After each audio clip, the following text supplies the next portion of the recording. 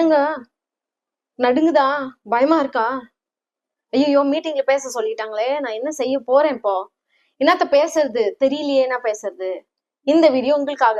பயப்படாதீங்க. இந்த வீடியோ பார்த்து கரெக்டா ஃபாலோ பண்ணிக்கோங்க.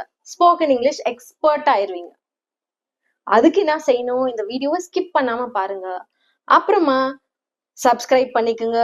பெல் ஐக்கானையும் தட்டி விட்டுக்குங்க. எவ்ரி வீக்கெண்ட் நான் போடுற ஸ்போக்கன் இங்கிலீஷ் எக்ஸ்பர்ட் கிளாஸஸை ஃபாலோ பண்ணுங்க. அதே மாதிரி நீங்களும் ப்ராக்டிஸ் பண்ணுங்க. அப்போ ஆட்டோமேட்டிக்கா நீங்க வந்து ஸ்போக்கன் இங்கிலீஷ்ல எக்ஸ்பர்ட் ஆயிருவீங்க. ஓகே, நிறைய பேர் எனக்கு இமெயில் பண்ணிருந்தீங்க, அதை பத்தி சொல்லிடணும். நீங்க என்ன பண்ணிருக்கீங்க? ஐ வாண்ட் ஹெல்ப்னு போட்டிருக்கீங்க. Spoken English class I NEET.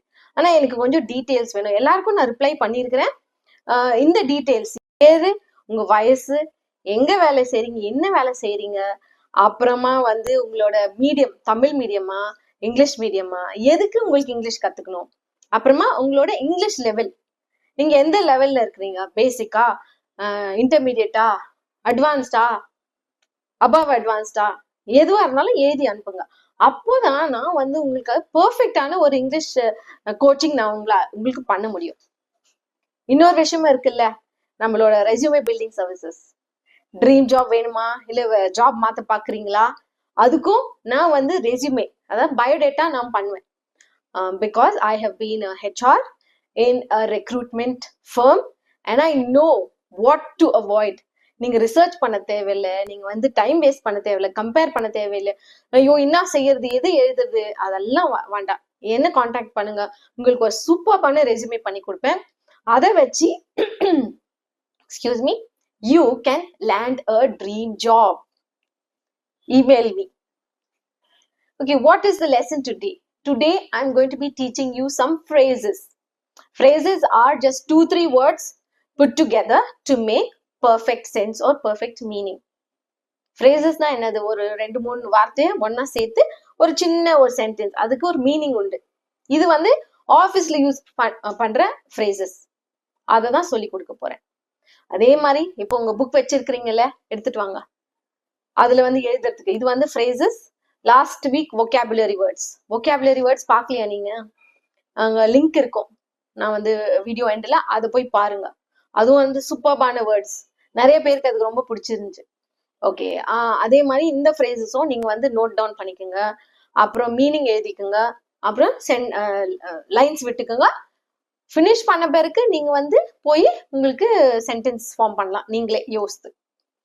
அப்படி செய்தாதான், நீங்க பிராக்டிஸ் பண்ணால் ஒழிய இதுல வந்து நம்ம வந்து ப்ரோக்ரஸ் பண்ண முடியாது. there is no other way. நான் வந்து சொல்லி கொடுக்கலாம், ஆனா நீங்க செய்யணும். மோட்டிவேஷன் ஒரு வீடியோ இருக்கு, அதையும் போய் பாருங்க. அப்போதான் நீங்க மோட்டிவேட்டடா, செல்ஃப் மோட்டிவேட்டடா இருந்து இந்த லெசன்ஸ் எல்லாம் ஃபாலோ பண்ணி எக்ஸ்பர்ட் ஆயிருவீங்க. வீடியோக்குள்ள போகலாம். The first phrase is touch base. 3 தடவை சொல்வேன், என் கூட ரிப்பீட் பண்ணலாம். touch base, touch base, touch base. Touch base means to briefly meet with someone to discuss something. கொஞ்ச நேரம் யார் கூடனா மீட் பண்ணி ஏதாச்சும் ஒரு விஷயத்தை பற்றி டிஸ்கஷன் பண்றது, ப்ராஜெக்டோ வேலையோ ஏதோ. that is the meaning of touch base. Sentence: let's touch base on Friday to discuss the goals of our project. Friday நம்ம டச் பேஸ் பண்ணி, அப்படின்னா மீட் பண்ணி நம்மளோட ப்ராஜெக்டோட கோல்ஸ் என்ன நம்ம வந்து அடைய யோசிக்கிறோமோ அதை பத்தி டிஸ்கஷன் பண்ணலாம். Second phrase: on the same page. Everyone is in agreement of the same thing or has the same understanding. எல்லாரும் வந்து ஒரு விஷயத்தை பற்றி நல்ல நாலேஜ் உண்டு, ஐ மீன் எல்லாம் தெரியும். அப்புறம் அதை பத்தி நம்ம அக்ரி பண்றோம், சரி இது சரின்ட்டு நம்மளுக்கு எல்லாம் இருக்கணும். அதுதான் on the same page. Let's use it in a sentence. Before we start working on the project, we must ensure our team is on the same page. நம்ம வந்து ப்ராஜெக்ட்ல வந்து வேலை தொடங்குறதுக்கு முன்னால நம்ம என்ன பண்ணணும்?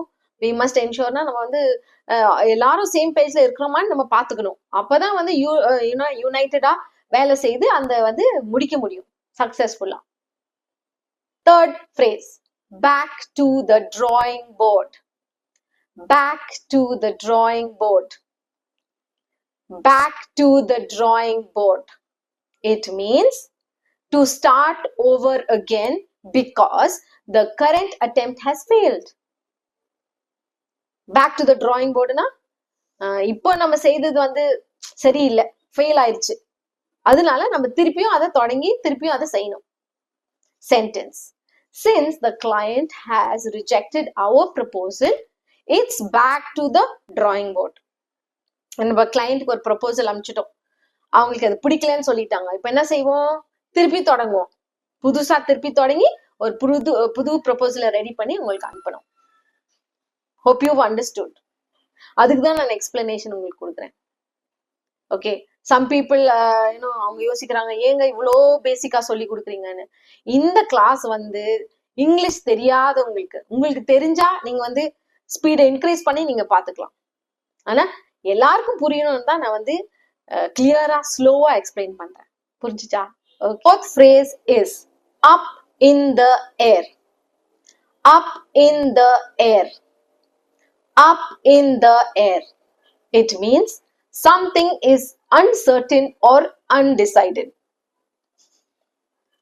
அப் இன் த ஏர்னா என்னது, ஏதாச்சும் ஒரு விஷயம் நம்மளுக்கு வந்து அது வந்து இன்னும் கிளியரா இல்லை, நம்ம வந்து அதை பத்தி டிஸ்கஸ் பண்ணி இன்னும் அது வந்து டிசிஷன் எடுக்கல. அன்டிசைடட்னா டிசிஷன் எடுக்கல இன்னும் அதை பத்தி. Sentence, the launch date of our new product is up in the air. நம்ம புது ப்ராடக்டோட லான்ச் டேட் வந்து இன்னும் டிசைட் பண்ணல, இஸ் அப் இன் த ஏர். இன்னும் நம்ம யோசிச்சுட்டு இருக்கோம், டிசைட் பண்ணல, uncertain. Fifth phrase, think outside the box.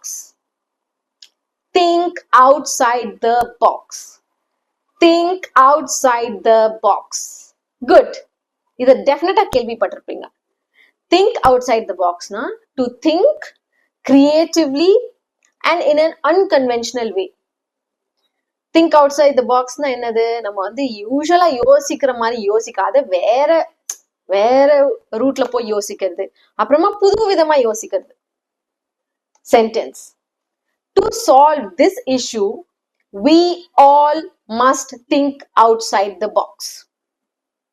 To solve this issue na என்னது, இந்த ப்ராப்ளமை நம்ம வந்து சால்வ் பண்றதுக்கு எல்லாரும் வந்து வேற விதமா யோசிக்கணும், அவுட் சைட் த பாக்ஸா யோசிக்கணும். That is the fifth phrase. இது வந்து உங்களுக்கு ஹெல்ப் பண்ணும். இதை வந்து நீங்க டெஃபினட்டா நீங்க என்ன செய்யணும், எழுதணும், படிக்கணும், திருப்பி திருப்பி அதை யூஸ் பண்ணணும். யூஸ் பண்ணாதான் ஞாபகம் வரும், எப்படி யூஸ் பண்றதுன்ட்டு உங்களுக்கு புரியும். பிடிச்சிருக்கோன்னு நம்புறேன். Like, share, and you are going to become a spoken English expert. Video எண்டில் இன்னொரு வீடியோ விட்டுருக்கேன், அந்த வீடியோவும் போய் பாருங்க. See you next time.